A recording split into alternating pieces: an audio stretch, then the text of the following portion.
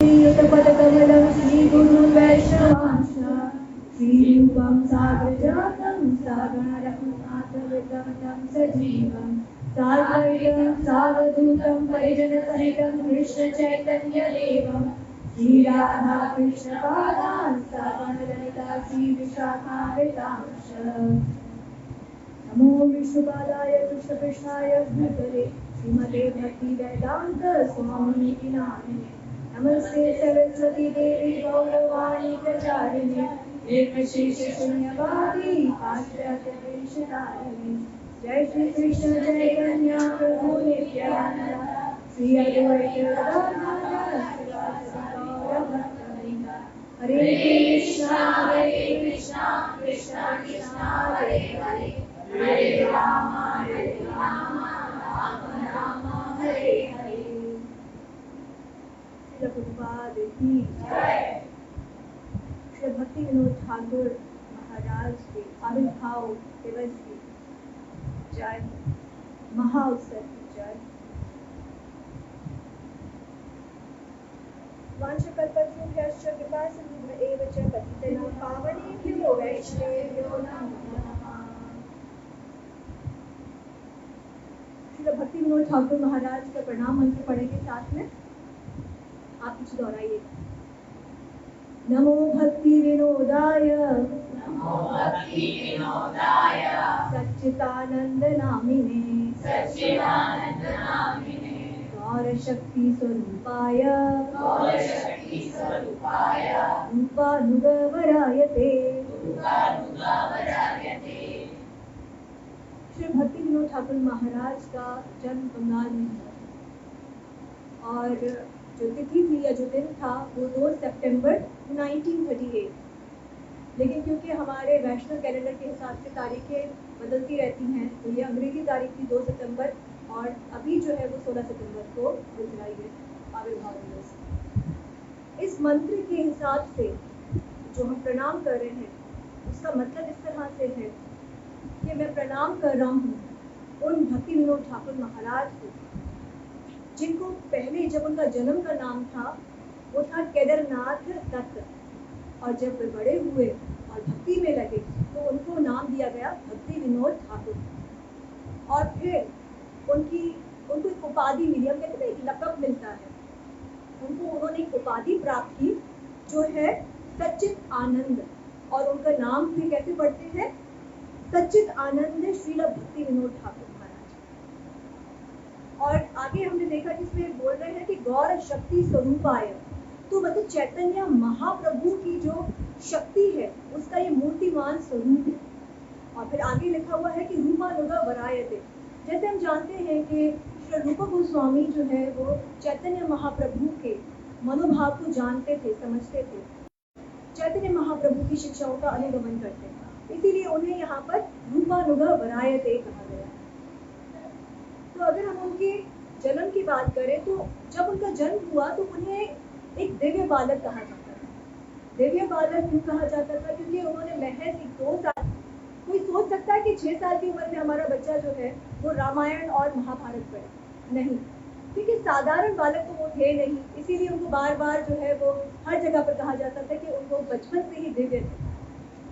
उनको जो है वो दैत्य कुलेर प्रहलाद भी कहा जाता है। तो दैत्य कुलेर प्रहलाद का मतलब क्या होता है कि दैत्यों के घर में या कुल में प्रहलाद का जन्म होना। तो ऐसे क्यों? भक्ति विनोद ठाकुर महाराज के जो पिताश्री थे वो तो नित्यानंद प्रभु के अनुसरण करते थे, लेकिन जो उनकी माता का परिवार था उनका जो है वो भक्ति से या भगवान से कोई खास ऐसा रिश्ता नहीं था या प्रेम नहीं था, इसीलिए कहा जाता था कि वो दैत्यों के कुल में भी जन्म लेकर प्रहलाद की तरह भक्ति में लगे। हम जब किसी आचार्यों के बारे में बात करते हैं, संतों के बारे में बात करते हैं, तो हम देखते हैं कि जो सन्यासी हैं उनका जो आचरण है वो हम फॉलो नहीं कर सकते। हमारे लिए बहुत मुश्किल हो जाता है जब हम सिर्फ सुनते हैं कि ये भी करना, ऐसी भक्ति करनी, ऐसे बैठ के, ये सब सुनकर ही हम लोग जो है वो दूर भागते हैं इस चीज़ से। लेकिन श्री भक्ति विनोद ठाकुर महाराज के साथ ना हम थोड़ा निकट महसूस करते हैं। क्यों? क्योंकि वो गृहस्थ आश्रम में, उन्होंने गृहस्थ आश्रम में रहकर भक्ति कैसे करनी है ये हमें सिखाया। जैसे यहाँ से कराची से कोई भी ट्रेन चलती है तो वो 2 पटरी पे चलती है, ठीक है।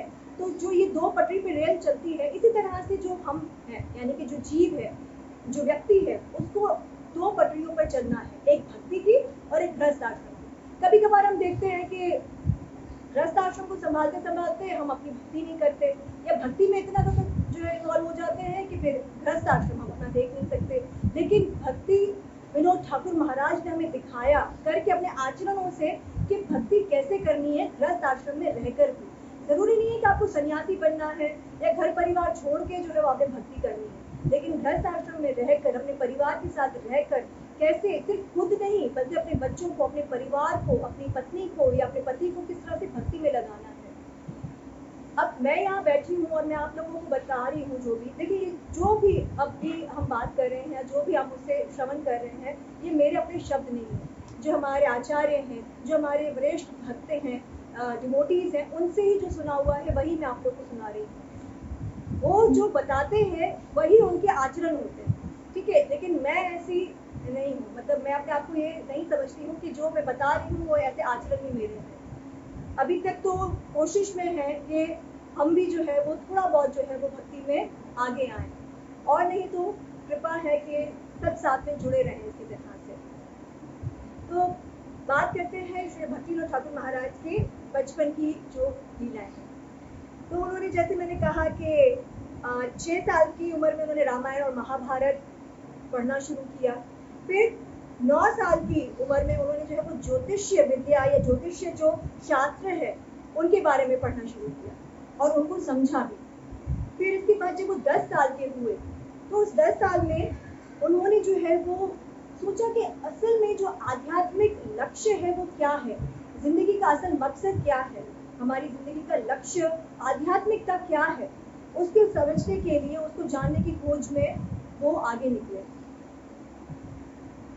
550 साल पहले की बात है। हम सब जानते हैं कि भक्ति तो होती थी, बट भक्ति के नाम पर जो है वो असल में जो वेद हैं उनका गलत मतलब निकाला जाता था, उनका गलत तरीके से अनुसरण किया जाता था, प्रचार प्रसार जो है वो गलत फैलाया जा रहा था। गौड़ीय संप्रदाय से पहले की बात कर रहे हैं। तो अब गौड़ीय संप्रदाय की समझे कि जो नैया है वो डूब रही थी, उस वक्त जो है वो भक्तिविनोद ठाकुर महाराज ने उसको संभाला। और ये किस तरह से हुआ? सबसे पहले हम जाते हैं 550 साल पहले, तो चैतन्य महाप्रभु ने इस गौड़ीय संप्रदाय की जो है उसका निर्माण किया, उसको शुरू किया। क्योंकि उससे पहले लोग जो है वो कर्म कांड में, उपासना कांड में, इसी में ही फंसे हुए थे। वो भक्ति के बारे में जानते नहीं थे और वेदों का क्योंकि गलत मतलब लेकर आगे चल रहे थे, इसीलिए जीवन में बहुत ज़्यादा ही कठिनाइयाँ भी देख रहे थे। लेकिन चैतन्य महाप्रभु के आने के बाद और इस संप्रदाय को, गौड़ीय वैष्णव संप्रदाय को आगे निर्माण करने के बाद उन्होंने ये जो धारा है वो षड गोस्वामियों के हाथ में दी। जैसे हम सब जानते हैं कि उन्होंने जो है वो उनको 4 चीज़ें करने के लिए कहा। चैतन्य महाप्रभु ने 4 शिक्षाएं दी षड गोस्वामियों को, जिसमें से पहली थी कि ग्रंथ लिखे। षड गोस्वामियों को कहा गया कि आप ग्रंथ लिखिए, उसका वितरण कीजिए और निर्माण कीजिए मंदिरों का। क्योंकि चैतन्य महाप्रभु के समय पे मंदिरों का निर्माण के लिए उन्होंने कभी भी, मतलब चैतन्य महाप्रभु ने खुद से कोई भी मंदिर के निर्माण नहीं किया था। उन्होंने ये षड गोस्वामियों को ये संदेश, ये आदेश दिया था। और तीसरी चीज विग्रह सेवा। हम जानते हैं कि श्री राधा कृष्ण की जो लीला स्थलियाँ हैं वो इन षड गोस्वामियों ने ही खोजी हैं वृंदावन में। और हम ये भी जानते हैं कि उनमें से जो डीटीज हैं या जो विग्रह है, जिसमें राधा गोविंद, राधा मदन मोहन, राधा दामोदर, और ये सारी जो विग्रह हैं इन सबको उन्होंने ही खोजा और उनके लिए जो है बहुत खूबसूरत से मंदिरों का निर्माण भी इन षड गोस्वामियों ने ही किया। फिर इन षड गोस्वामियों के इस धरातल से जाने के बाद क्या हुआ? उनके बाद जो है वो 3 मुख्य आचार्य हम देखते हैं आगे। इस्कॉन में हम देखते हैं श्रीनिवास पंडित, नरोत्तम दास और श्यामानंद पंडित। ये तीनों ही जो है वो मुख्य आचार्य हैं षड गोस्वामियों के जाने के बाद। और उसके बाद ये जो वैष्णव संप्रदाय की धारा है वो आई थी हाथ में श्री विश्वनाथ ठाकुर महाराज के हाथ में। और उसके बाद बलदेव विद्याभूषण। अब बलदेव विद्याभूषण के बाद जो है ये जो शिक्षाएं थी होने लगी। जैसे भगवान श्री कृष्ण कहते हैं ना भगवद गीता में चैप्टर 4 में 4.1 में अर्जुन को बताते हैं कि ये जो ज्ञान मैं तुम्हें दे रहा हूँ अर्जुन, ये असल में मैंने बहुत समय पहले जो है वो सूर्य देव को दिया था, विवस्वान को दिया था, फिर उसने मनु को दिया और फिर इसी तरह से आगे आगे चलता रहा। लेकिन फिर एक समय आया कि ये जो ज्ञान है वो लुप्त हो गया। तो जब वो ज्ञान लुप्त हो गया था, इसीलिए मुझे आज दोबारा से ये ज्ञान तुम्हें बताना पड़ा है। तो इसी तरह से जो चैतन्य महाप्रभु की शिक्षाएं की, जो ज्ञान था वो लुप्त होने लगा। हम कह सकते हैं कि जो वैष्णव संप्रदाय थी उसके आकाश में जो है ना उसका जो अंधकार छाने लगा। बंगाल में आप लोगों ने अभी भी इवन देखा होगा कि बहुत बार जो है वहाँ पर फ्लड्स आते हैं, बाढ़ आती है, जिसकी वजह से क्या होता है कि भूमि जो है ना उसकी तली ऊपर नीचे हो जाती है, आगे पीछे थोड़ा सा हो जाती है। तो इसी तरह से जब ये बाढ़ आती और उसके बाद काफी समय के बाद, जैसे मैंने बताया बलदेव विद्याभूषण के बाद, क्योंकि ये वैष्णव संप्रदाय की जो शिक्षा थी वो लुप्त होने लगी थी, तो कुछ 13 अलग अलग संप्रदाय निकले। अगर हम एग्जाम्पल लें तो जैसे हम कोई पौधा उगाते हैं, अगर उस मट्टी में जो है वो ऑलरेडी कोई सीड्स पड़े हुए होते हैं तो कैसे जंगली पौधे उसके आगे पीछे निकल आते हैं, है ना? देखा है कभी आप लोगों ने? हमने कोई पौधा उगाया है लेकिन उसके आगे पीछे जो है वो जंगली पौधे निकल कर आ गए, तो जो मेन जो हमारा लक्ष्य होता है या जो मेन चीज है वो छुप जाती है। तो इसी प्रकार जो है वो ज्ञान लुप्त हो गया और आगे पीछे जो भाव है उसको बदल दिया, और सबसे इम्पोर्टेंट जो मूल्य शिक्षा है भगवान श्री कृष्ण के प्रेम की या भक्ति की, वो सारी लुप्त हो गई, वो सारी छुप गई इन संप्रदायों के चक्कर में।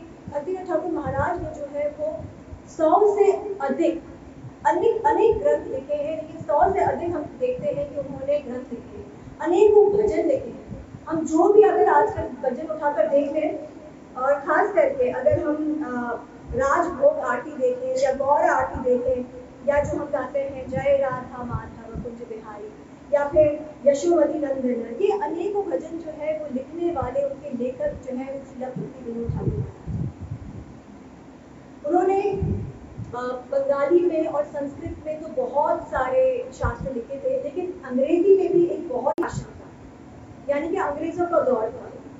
और कहा जाता है कि श्री भक्ति विनोद ठाकुर महाराज जो हैं वो इतने एक तो सफल ग्रस्त थे और बहुत ही बुद्धिमान थे, बहुत ज्यादा ही बुद्धिमान। इसीलिए जो अंग्रेज 100 जने मिलकर भी अगर 1 महीने में काम करते थे वो 1 घंटे में कर लेते थे वहां पर। तो ये देखकर जो है वो उनके काम से बहुत ज्यादा खुश थे। लेकिन श्री भक्ति विनोद ठाकुर महाराज ने देखा कि मैं इन कार्यों में तो लगा हुआ हूँ, लेकिन इसके साथ साथ मेरी भक्ति सही से नहीं हो पा रही है, मुझे बहुत सारी किताबें लिखनी है, बहुत सारे ग्रंथ लिखने हैं, मुझे बहुत कार्य करना है।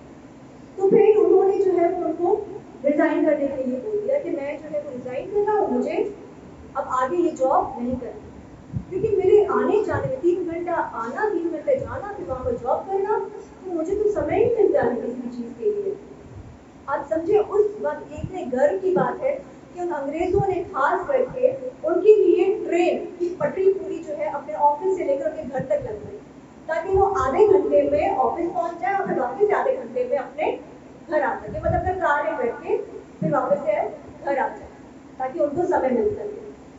तो फिर भक्ति विनोद ठाकुर महाराज ने बहुत सारे ग्रंथ लिखे, और अच्छा उनका जो रूटीन था ना वो बड़ा ही खूबसूरत था, बहुत ही उम्दा रूटीन था। मतलब मुझे ऐसे लगता है कि हम तो उसको कभी फॉलो कर नहीं सकते, लेकिन हाँ सुनना तो चाहिए कि कितने सुंदर तरीके से वो अपना जीवन व्यर्थ कर मतलब गुजार रहे थे या जी रहे थे।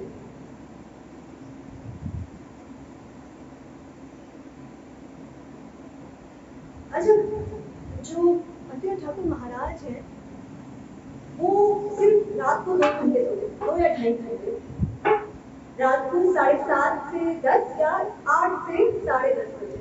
अब तो हम देखते हैं कि साइंस भी इवन कहता है कि अगर हम लोग रात को 3 घंटे जो भी टाइम, मतलब अगर हम 8 से अगर 11 बजे तक नींद करते हैं तो आप समझे आपको 6 घंटे की नींद मिल जाती है। तो मतलब उस वक्त भी जो है वो इतने अच्छे से अपना टाइम बचा कर जो है वो कर रहे थे, अपनी नींद करते थे, फिर इसके बाद ग्रंथ लिखते थे।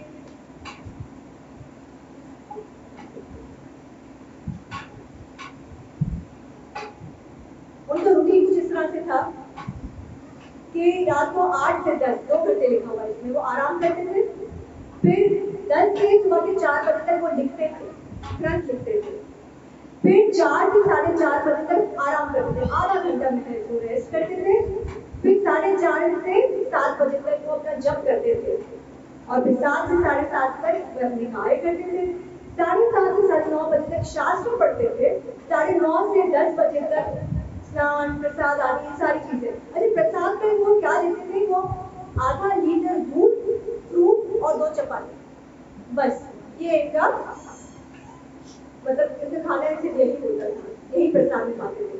और फिर 10 से 1 बजे जो है वो अपने कोर्ट की जो ड्यूटीज के मैजिस्ट्रेट थे, तो वो अपने कोर्ट की ड्यूटीज करते थे 1 बजे तक। फिर 1 से 2 बजे तक घर पे आके थोड़ा सा फ्रेश हो जाते। 2 से 5 तक वापस से कोर्ट की ड्यूटीज, और 5 से 7 तक संस्कृत शास्त्र टू बंगाली, बंगाली में शास्त्रों को ट्रांसलेट करते थे। फिर 7 से 8 तक वापस से वो थोड़ा सा प्रसाद पाते, स्नान आदि करके, और वही सेम प्रसाद, वही सेम चीज, आधा लीटर दूध, चावल और 2 चपाती, ये उनका डेली रूटीन होता था। तो वो हार्डली 3 घंटे सोते थे, 8.5 घंटे वो लिखते थे, और जपा जो है वो 4.5 घंटे करते थे, और अपना काम जो है वो 6 घंटे करते थे। इस तरह से वो अपना जीवन गुजार रहे थे। अच्छा, जो आचार्य होते हैं ना, उनका जो हम देखते हैं जो अपने घरों में घर के जो नाम रखते थे ना, तो बहुत ही सुंदर और बहुत ही आध्यात्मिक टाइप से नाम रखते थे। हम तो आजकल अपने बच्चों के भी आध्यात्मिक नाम रखते हैं। अगर किसी का सरस्वती या सावित्री नाम है तो परेशान हो जाते हैं, क्या हमारा नाम रखना है। बचपन में भी अच्छा नाम रखते थे, कोई स्टाइलिश का नाम रखते थे, क्या नाम है। स्कूल में जाते हैं तो सब बोल रहे थे सावित्री सावित्री क्या है। तो आजकल जो है पेरेंट्स मजबूरी में बच्चों का नाम ही ऐसा रखते हैं कि भाई थोड़ा लगे कि हमारा बच्चा जो है वो स्मार्ट है, स्टाइलिश है। लेकिन उस समय जो है वो आचार्य अपने घरों का नाम बड़ा सुंदर रखते थे। उनके घर का नाम जो है वो था स्वानंद सुखदा कुंज। क्या था? स्वानंद सुखदा कुंज। और उनके जो ये घर था, वहां पर एक छोटा सा, क्योंकि आपको पता है कि हर किसी के घर में छोटा मंदिर तो होता ही है, और उस समय जो है वो उनके घर में छोटा सा मंदिर था, और उस मंदिर में सिर्फ एक जने, एक व्यक्ति की बैठने की जगह होती, क्योंकि वो अपना जप जो है वो बहुत अच्छे से करना चाहते, विदाउट एनी डिस्टर्बेंस। अच्छा, श्री भक्ति विनोद ठाकुर महाराज जो है ना, वो अपना वो कहते 2 लाख नाम जप करते थे दिन में, यानी कि 128 माला। और फिर उनका जो ये ऑल्टर था, क्योंकि अपने कहा कि सिर्फ एक व्यक्ति की बैठने की जगह थी, तो उस जगह को जो है वो कहा जाता है साधना सिद्ध स्थली, यानी कि जहां पर आप अपनी साधना अच्छे से कर सके। और उन्होंने जो है वो समझे कि श्री भक्ति सिद्धांत ठाकुर महाराज जब आए तो हमने देखा कि गौड़िया मठ का निर्माण हुआ। तो गौड़िया मठ के निर्माण से पहले ही श्री भक्ति विनोद ठाकुर महाराज ने जो है वो बहुत सारे नाम हट बनाए थे। लगभग 2500 नाम हट उन्होंने बनाए थे, और वहां पर जो है वो पूरा अच्छे से ध्यान दे रहे थे कि वहां पर भगवान का नाम जो है वो अच्छे से लिया जा रहा है। अब नाम हट का मतलब, नाम तो हमें पता है कि हरि नाम, हट मतलब बाजार। तो जो ऐसी बाजार जहां पर नाम का वितरण होता है। अब आजकल हम देखते हैं कितने सारे मॉल हैं, और वहां पर कितनी सारी अशैंड, कितनी सारी चीजें मिलती हैं, कितनी सारी वस्तुएं मिलती हैं। लेकिन वो जो बाजार है, नाम हट बाजार, वहां पर सिर्फ एक ही वस्तु, बल्कि वस्तु भी नहीं, एक ही व्यक्ति मिलते हैं, वो है हरि नाम प्रभु, यानी कि हरे कृष्णा नाम का जो महामंत्र हम जपते हैं, वो वहां पे लिया जाए। फिर चाहे वो चैंटिंग करें, फिर वो कीर्तन करें, इस तरह से लगभग 2500 जो है वो वहां पर नाम हट बना है।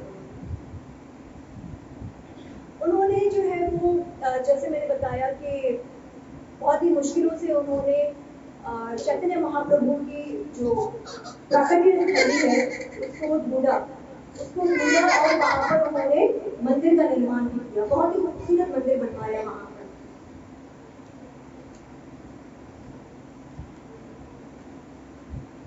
लेकिन मतलब ये मंदिर निर्माण से पहले जो सही वाली, क्योंकि पहले जो उन्होंने, क्योंकि वो सेटिस्फाई नहीं थी, मैंने बताया, जो उन्होंने सारा मैप वगैरह देखकर जो ढूंढा था, लेकिन उनको पता चला कि ये जो है वो जो जगह है यहाँ पर चैतन्य महाप्रभु का प्राकट्य नहीं हुआ है। अब जैसे कि भगवान जब अवतार लेते हैं, भगवान के अवतार होते तो वो आते जाते हैं, भक्त जो है आते हैं और जाते हैं, लेकिन उनका जो प्राकट्य जन्म स्थान होता है यानी कि आविर्भाव जो स्थान होता है और जो तिरोभाव समाधि जो होती है वो बहुत ही इम्पोर्टेंट होती है। क्योंकि अगर हम ये कहें कि वो इस संसार में चले जाते हैं लेकिन वो फिर भी इन जगहों पर उपस्थित होते हैं, इसीलिए भक्त हमेशा जाकर वहाँ पर पूजा करते हैं, उस भूमि की जो है वहाँ पर पूजा करते हैं और वहाँ पर उनको महसूस होता है कि वाकई यहाँ पे हमारे जो है आराध्य हैं या हमारे गुरु जो है वो मौजूद हैं। तो जैसे कि बंगाल में बार बार बाढ़ आने की वजह से वहाँ पर जो भूमि है उसका स्थान ऊपर नीचे हो जाता था, तो इसीलिए यही वजह थी कि वे सेटिस्फाई नहीं थे कि ये जो जगह मिली है मैप के अकॉर्डिंग ये चैतन्य महाप्रभु की जन्मस्थली है। फिर उन्होंने जो है एक दिन वो अपने घर की छत पे, उनके घर का नाम क्या था? स्वानंद सुखदा कुंज। अच्छा, स्वानंद सुखदा कुंज, पता है ये भी बहुत एक अच्छी इसके पीछे स्टोरी है। क्योंकि आप लोगों को मैंने बताया कि उन्होंने जो है भजन के जो हम गाते हैं, जय राधा माधव जय कुंज बिहारी जय गोपी जनवल्लभ जय गिरवरधारी। तो उन्होंने इस भजन को, क्योंकि आचार्य जो है ना उनको पता है कि भगवान हमें कहाँ मिलेंगे, ये जो कॉन्क्रीट की बनी हुई बिल्डिंग्स है यहाँ पर हम भगवान को नहीं ढूंढ सकते हैं या बड़े बड़े बंगलों में नहीं ढूंढ सकते, लेकिन हम जानते हैं कि भगवान जो है वो हमें कहाँ मिलते हैं? कुंज में मिलते हैं। तो इसीलिए उन्होंने अपने घर का नाम जो है ये स्वानंद सुखदा कुंज रखा। तो एक दिन अपने स्वानंद सुखदा कुंज की छत पर बैठे हुए थे, तो उन्होंने जो है वो एक दृश्य देखा और उस दृश्य को हम अपनी गौर आरती बताते हैं कि जया जया पराचंद्र आरती शोभा जानाही टटमाही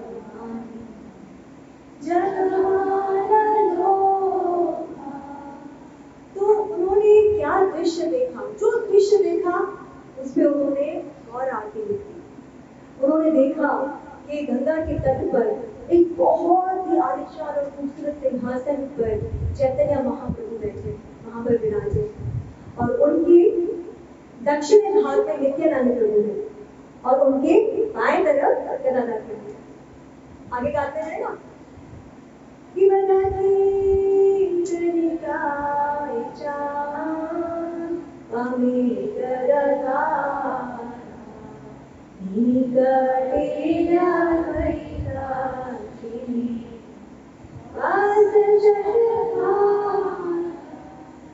तो उन्होंने जो दृश्य देखा उसको लिख दिया। वहां पे वो समझ गए कि ये वही जगह है जहाँ पर चैतन्य महाप्रभु का प्राकट्य हुआ है, और वहां पर उन्होंने बहुत ही खूबसूरत मंदिर का निर्माण किया। उन्होंने अनेक जो है वो भजन तो लिखे ही, और मैंने बताया कि ग्रंथ भी लिखे।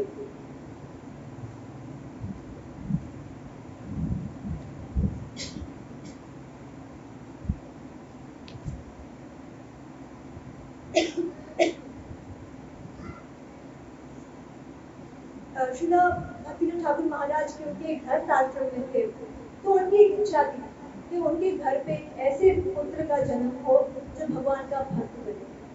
अब ये इच्छा तो सबकी होती है। हाँ, ये इच्छा कि भक्त बने ना बने, तो ये इच्छा तो हम आजकल नहीं रखते, लेकिन हम ये जरूर इच्छा रखते हैं कि भाई वो एक बहुत ही कामयाब डॉक्टर बने, ऐसा इंजीनियर बने जो बड़ी बड़ी बिल्डिंगें बना दे, या किसी कंपनी का CEO बने। तो हम ये सारी इच्छाएं रखते हैं, लेकिन उनकी इच्छा ये थी कि मेरा जो पुत्र हो वो एक बहुत ही शुद्ध भक्त बने, और वो इसीलिए जो है वो जगन्नाथ मंदिर में जाके विमला देवी जो है वहां के मंदिर में रोज ये प्रार्थना किया करते थे। अच्छा, उनका जो जीवन था ना वो बहुत ही एक सफल गृहस्थ की तरह तो था, लेकिन एक बहुत ही शुद्ध भक्त की तरह। उन्होंने जो है वो अपनी भक्ति, मतलब नीतिमय जीवन, सत्यमय जीवन, जो हम देखते हैं कि आजकल हमारे जीवन में नहीं है, सत्यता तो नहीं है बिल्कुल भी। हर बात पे छोटी छोटी बातें झूठ बोल रहे होते हैं और नाम दे देते हैं कि मैं जो है वो किसी की भलाई के लिए झूठ बोल रहा हूँ। तो इसी चीज का सहारा लेकर हम आगे बढ़ते हैं और झूठ पे झूठ बोलते हैं। लेकिन उनकी जो जीवनी थी वो सिर्फ सत्य पे आधारित थी और बहुत ही नीतिमय जीवन, भक्तिमय जीवन गुजारते थे।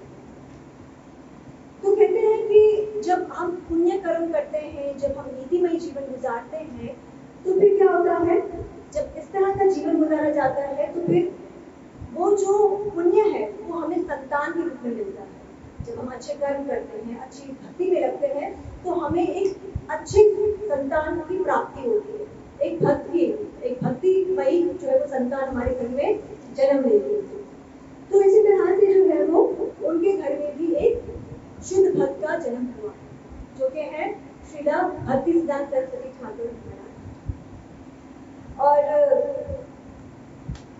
आप लोगों को हम लोग श्रीमद् भागवतम से भी अगर एग्जाम्पल्स देखते हैं कि परीक्षित महाराज के जो माता पिता है या जो उनके दादा हैं, जो उनके पांडव हैं, वो लोग बहुत ही नीतिमय सत्यमय जीवन गुजारते थे।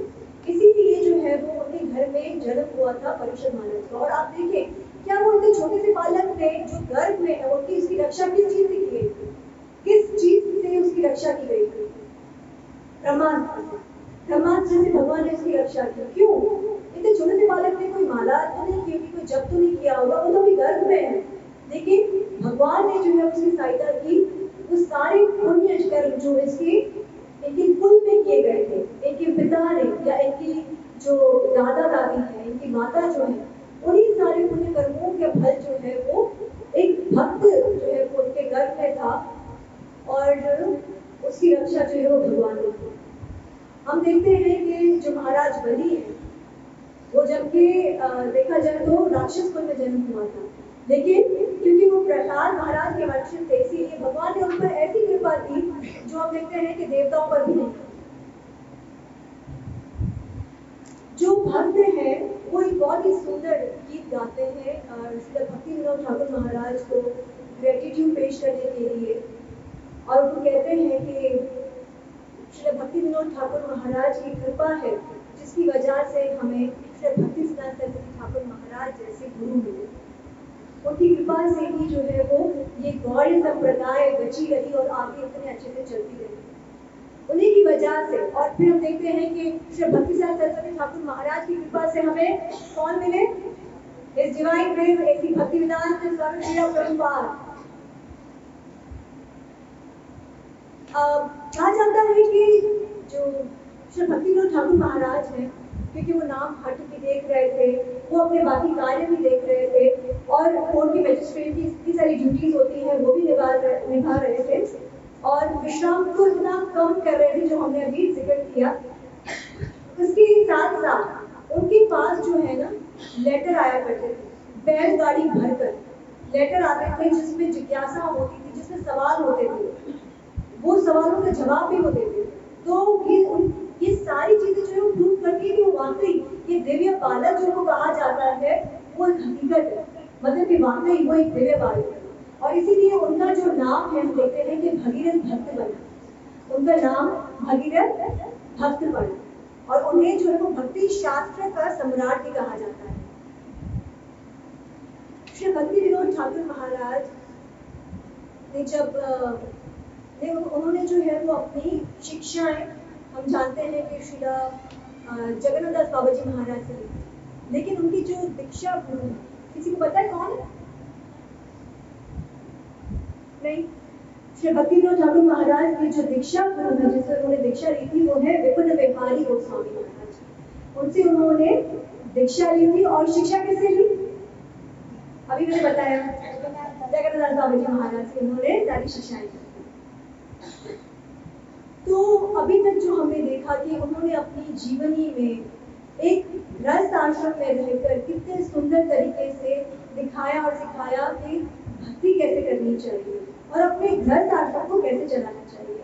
ऐसे नहीं करना है कि सिर्फ और सिर्फ भक्ति की तरफ रुझान पड़ा तो गृहस्थ आश्रम से पीछे हट गए, या गृहस्थ आश्रम ऐसे पड़े कि भक्ति का नाम और निशान ही हमारी जिंदगी से हट जाए।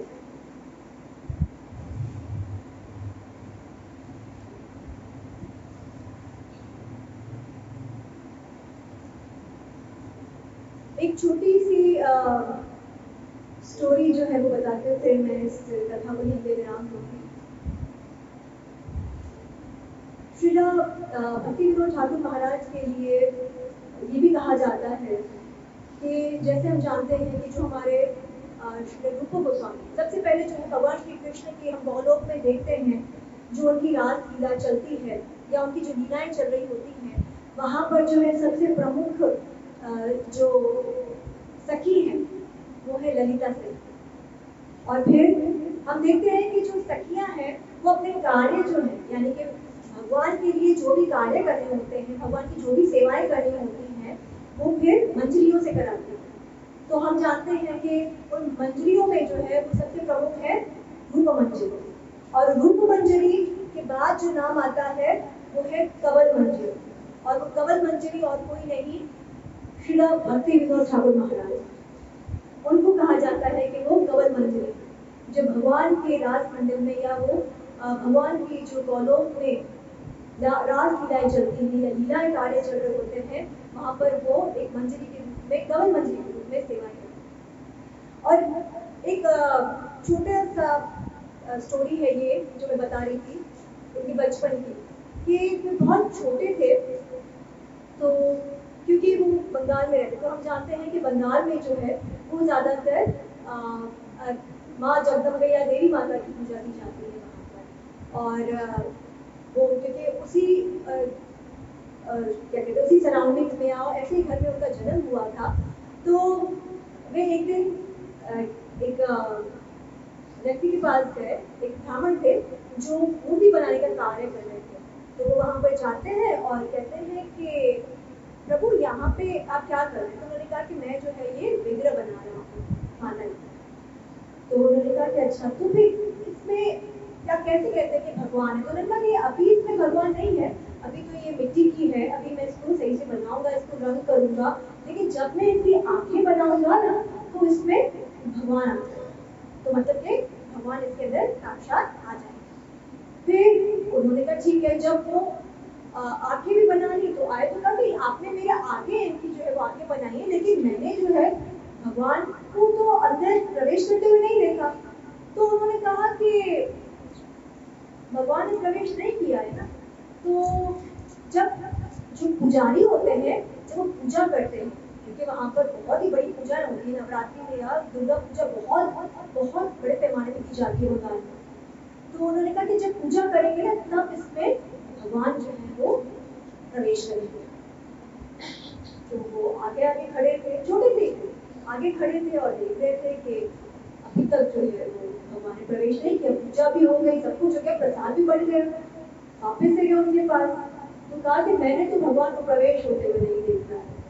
तो उन्होंने कहा कि एक सच बात बताऊं कि ये जो भी अभी कर रहे हैं ये तो सब धन अर्जित करने के लिए पुजारी कर रहे होते हैं, पर मेरा जो मानना है वो, मतलब ब्राह्मण को कहते हैं, मेरा जो मानना है वो तो ये है कि भगवान जो है वो अपने नाम के जरिए हमें मिलते हैं, और वो तो घट घट बात, वो हमें हर जगह मिलते हैं। तो इसीलिए मैं जो ये सोचता हूँ कि भगवान हर जगह है, हमारे हृदय में भी है, और वो नाम भी।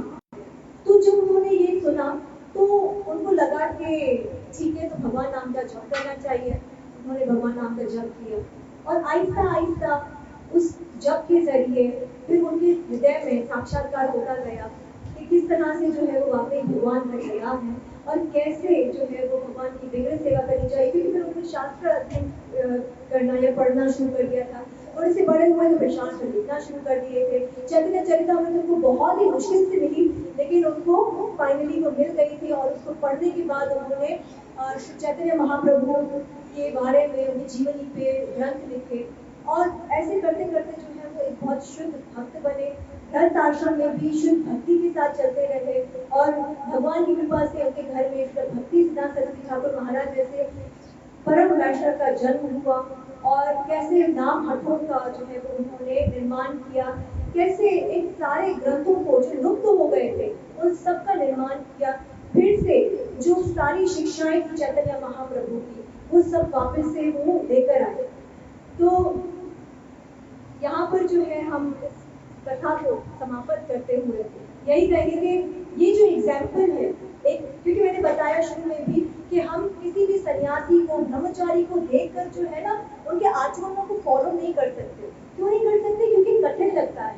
ब्रह्मचारी का काम क्या होगा कि वो शिक्षा देगा, ग्रंथों को पढ़ेगा और फिर इसके बाद भगवान की सेवा करेगा। और अगर सन्यासियों को देखते हैं तो सब कुछ छोड़ छाड़ के बैठे हुए हैं, सब कुछ छोड़ के सिर्फ भगवान की सेवा में लगे हुए हैं। लेकिन जो गृहस्थ आश्रम में है वो किस तरह से सेवा करे, वो किस तरह से भक्ति करे, तो ये सब कुछ हमें उन्होंने अपने आचरणों से बताया है। तो हम यहीं पे ही इस कथा को विराम देते हैं। हरे कृष्णा। श्रील भक्ति विनोद ठाकुर महाराज आविर्भाव महातिथि महा उत्सव की जय। हरे कृष्णा कृष्णा कृष्णा हरे हरे, हरे राम राम राम हरे हरे। श्रील प्रभुपाद की जय। श्रील भक्ति सिद्धांत सरस्वती ठाकुर महाराज की जय। गौर प्रबंधे हरि बोल।